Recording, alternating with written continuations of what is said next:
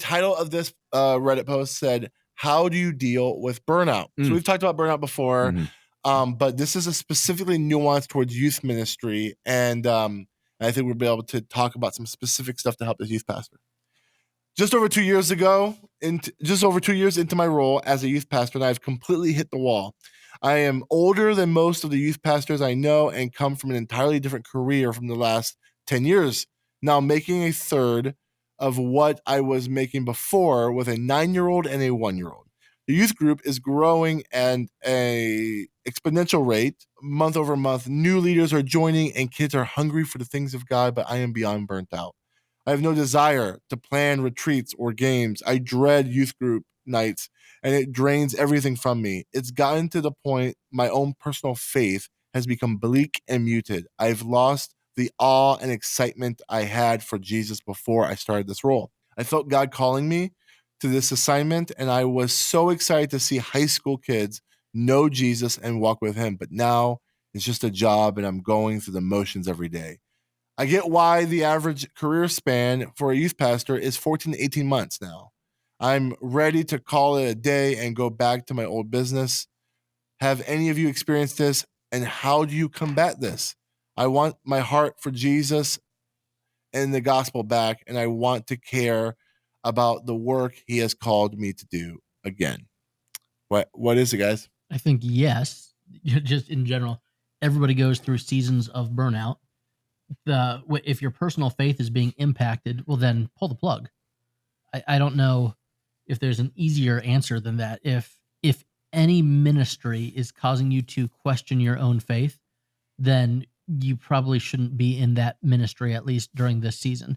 But you also need to realize that some callings are for a season. Not every calling is a lifetime calling. And if God was calling you to start that ministry or to revitalize that ministry, which is obviously growing and things are going well, then that's okay. If after a few years you're saying, hey, I did this thing, I was faithful to what God called me to do, and now I'm going back to what I was doing before, I don't think there's any shame in that.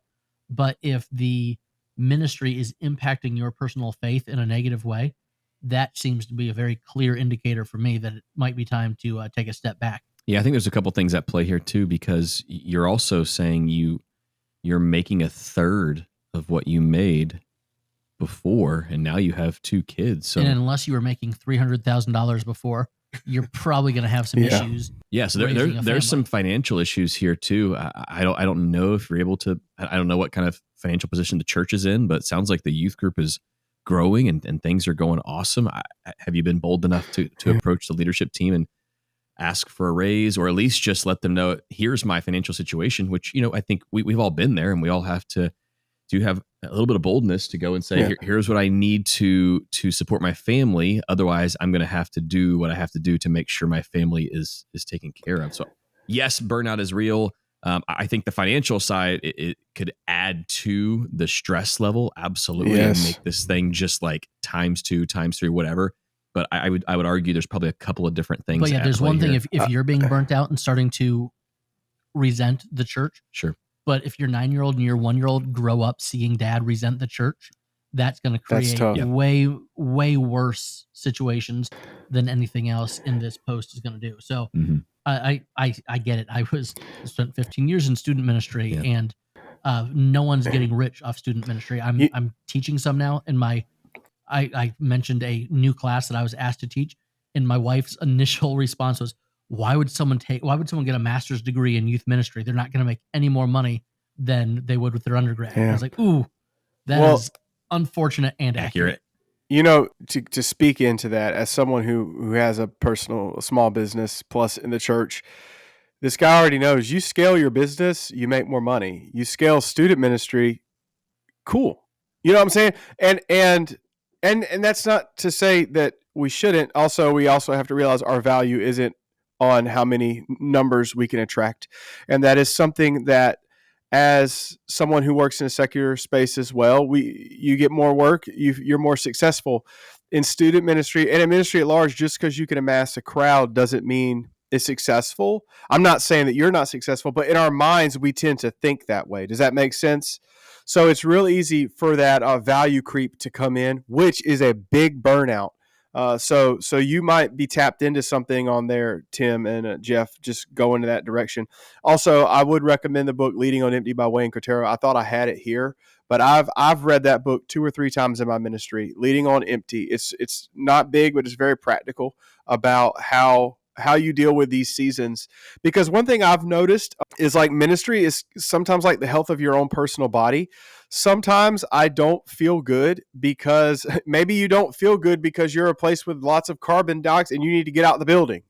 But sometimes you don't feel good because you've been eating poorly and you're a slob, So what I'm trying to get at is, I wasn't calling y'all out, but I'm talking my own journey. I've had seasons where I feel real bad and I've lost weight and I feel better. What I'm trying to get at is sometimes we feel burnout because of something that's in us that we can fix, if you want to use that terminology. Sometimes we're burnt out because it's something spiritual where God is trying to move us out of a space. And to me, that's where I would really sit down and weigh that with the Lord. Hey, totally invade my heart and conscience. Call things in me that maybe I need to repent of. Make sure your posture's right before God, because maybe that might be another reason we're burnt out, because it is hard to give to others, especially things like the life-giving blood of the gospel, when we ourselves are not being sufficiently fueled by it. And I don't have enough information to know if that's going on, but this guy actually sounds like the ministry is actually draining from his spiritual life. And I think sometimes, when you're just in the non-pastorate vocation, in the secular space, and you read your Bible, it's filling you. And when you sing songs, it's filling you. But when you're a pastor, I'm reading my Bible to study for a sermon. I'm learning a song to play for a sermon. So things that might used to fill you now are a part of your daily routine. So you need to make sure that you're still going to a place where your soul is being taken care of. And for me, that means I read this. I'm in the scriptures, but I actually read some other stuff. Honestly, talking with these guys every week is good for my own soul in the ministry as far as burnout, because we've all had weeks where it's bad and we get on the podcast and we start talking beforehand. And it's like, man, I just really needed Jeff to tell me to suck it up, Buttercup. I think that community is a big thing. So I would also ask if this guy has community to lean into that as well. Yeah, I don't have too much to add to that. I mean, burnout's a real thing for sure. And, like everybody said, if it's taking you away from your family and also if it's making you a different person for your family, I think, it's time to maybe it is time to go back to that old business. Also, I mean, again, this kind of goes to calling. You may feel like God is calling you, or you felt like God is calling you. Everything is in seasons. You might have just been there for that season. And you might have been the youth pastor that helped turn the youth group around, and now it's time to hand it over to somebody to kind of head into the future, and for you to go back to doing whatever it was you were doing before. And there's no shame in that. You shouldn't feel like you failed or anything. That just might be the assignment God had for you. Sometimes they're short. I have very strong feelings when I see stuff like this about someone who came from a secular job into the church. I feel this I don't know. Not many people who've been in ministry for a long time sit down with folks like that and say, hey, your relationship with church and faith is going to change being on this side of Sunday, if that makes sense. That's really good. Yeah. It's a fundamentally different experience. And I want to make sure that it doesn't mean that you're going to have to see shady stuff or bad stuff or anything like that. But there's a fundamental difference in your relationship with your senior pastor, who you saw as a spiritual figure and now is your boss. And that is hard to process sometimes, especially if the fact that there's a difference between seeing your pastor for an hour once a week and now you're seeing your boss for 8 hours a day every single week. That's rough hours, but and also you're the closest thing he has to a coworker. So the ways that he vents to you is different than the way that he vents to anybody else. And so now this spiritual figure who you've looked up to is seeing you as the only person I can talk to on staff. It's so messy. It changes everything. And so I if someone hasn't sat with you in the last 2 to 3 years that you've been in this ministry and encourage you to say hey, if you're have a safe person, and this is what we kind of talked about, what Delmar mentioned, someone who is not in your church, who doesn't need something from you, who may not be even on staff with you, that can say, hey, I need to vent because this is like a weird experience for me. You need that person. And maybe that is going to be in this Reddit group. Maybe that's in the Practically Pastoring Facebook group, but you need safe people to vent to just ask the question, am I crazy? Because every church functions differently. Every church has their own quirks and issues. And you just need someone to be able to be safe to talk to. Yeah, I think it's good to echo that because we say this all the time and we probably should say it every single week. Do not do ministry alone. Don't try to go through this alone. The tone here does kind of feel like you don't have a lot of friends in ministry. I don't know. I could be way off. Maybe you've got a great network and you've already been like reaching out to them. But if you don't, I mean, you have a key question here, right? How do you deal with burnout? Like this, like literally like this, like having this conversation with other people whose boots are on the ground in ministry, probably not at your church, but who understands exactly what you're going through, who can pray with you and maybe talk you off the ledge from time to time, or encourage you that, hey, this might be a season, and that season was great, but now God's calling you into something new. That's okay too. But also, assuming that you were very good at your previous career because you were making 3 times a youth pastor salary, which I don't know if that means you were good at your job or not, but assuming you were, chances are you did the things that you were really good at in that job, and you either hired out or your company hired out people to do things that you weren't good at. If you say kids are hungry and they're growing, well, then maybe you should be the teacher. Maybe you should be planning the sermon series, but you said new leaders are showing up. You're going to have 19 and 20-year-olds that remember the heyday of their youth group that are coming in wanting to be small group leaders or wanting to be whatever. Put the people with the energy and the excitement in charge of the games. Put the people that really like organizing things in charge of the activities and the lock-ins. If someone's really good at counting people, make them the head counter. You don't have to do everything. That's hurtful. But yeah, don't only do the things that are giving you life and energy. There are some things that you'll have to do just because you have to do them. But if you have new leaders popping up, give them leadership, give them the power to do the things that is emptying your tank, and work on the things that are filling your tank so that you can minister from overflow, not from emptiness. That's one thing I was going to say, that when I read this question, what's causing him burnout, what I think is causing him burnout, is these administrative things that you didn't sign up for. And to be fair, like if someone coached you when it comes to youth ministry that says youth ministry is not just hanging out with kids and eating pizza, or even like Bible studies all the time, that there's like a good youth ministry that have a lot of administrative stuff in the background and all those kinds of things, then that seems like what's burning you out. And to be fair, like that was me. Like I was not the most administrative person in youth ministry.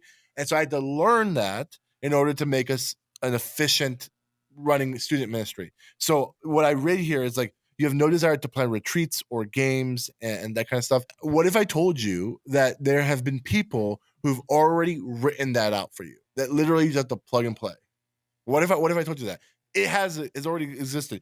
There are a number of youth ministry resource companies. But Download Youth Ministry is the only one that you need. Yeah, Download Youth Ministry is our favorite because it's like they're not a sponsor. I wish they were, but it's plug and play. It's literally like it's a la carte. You can pick and choose. So you can go on there and be like, there's a retreat I want to do, and just search retreat or camp or whatever, and you'll get a bunch of options. And a lot of them some of them will be just like, here's a 3-part session sermon series. Some of them is retreat in a box, and it's literally like every single thing you need. The games, the meals, The all that graphics, stuff. all the goodies. the math that you need for hot dogs, pizza, whatever food you're ordering. Here's all the math that we figured out how to not have too much leftovers. Yeah. The best part is it's from youth workers. Yeah. Like it's literally guys and gals who've done this, And somebody else who's not making enough money Right. at their church is getting a kickback from Yeah. publishing that you're helping out their family as well. Yeah. There's lots of youth ministry resource companies. Download Youth Ministry is the one that you need. The other side of this is games. Listen, I can't, like, I love games. They're fun. But if there was one thing I wish I could have automated more in student ministry, was for me to not think about games. Yep. Like these guys said, you can have a volunteer, just say, hey, you're the games guy, you're the games girl. Your job every week is to come up with a game. Sometimes the shadow side of that is they do the same 3 games every week. Does that make sense? And they also, hear me out. You don't have to do games to have youth That's ministry. That's true. And Jeff. I don't disagree with Jeff. Like, you don't have to do games. I would argue, though, the currency for students is fun. And if you can provide a fun experience, then the Bible time and the spiritual time can hit more differently. But like, yeah, Jeff is completely right. You don't have to create a liturgy in your student ministry that involves games.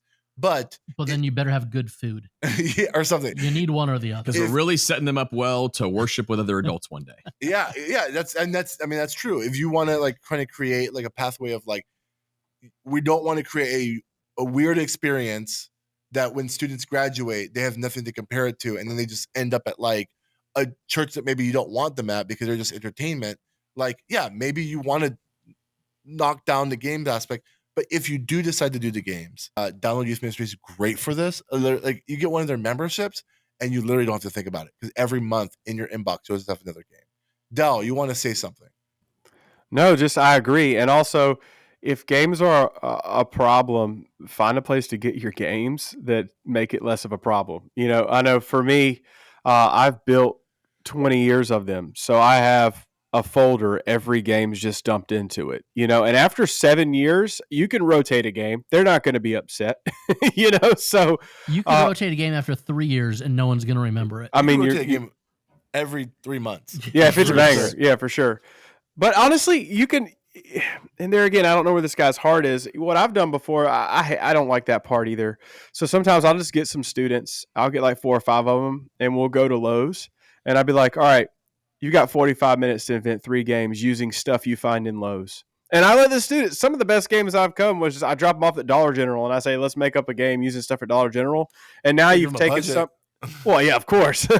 And but yeah, I ain't got that mega church money. But the point being, it's like you could take something that you hate and infuse it with things you love and make it better. Here's for that question alone, for the games, one way to aggregate games. Great use of aggregate. Yeah, go to Download Youth Ministry's Facebook group. Already used Truncate today. Now we're going aggregate. Amazing. In that Facebook, there's probably like, I think there's like 15,000 youth pastors. 19,000. Some high number. Yeah.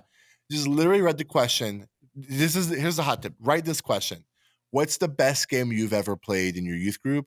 And explain it in the comments. And you'll probably get 30 games. And there's your whole annual calendar for games. You know what I'm saying? You might have to buy some stuff, but that's your whole thing. So that's a tip for you, is use those Facebook groups as a way to aggregate what you need.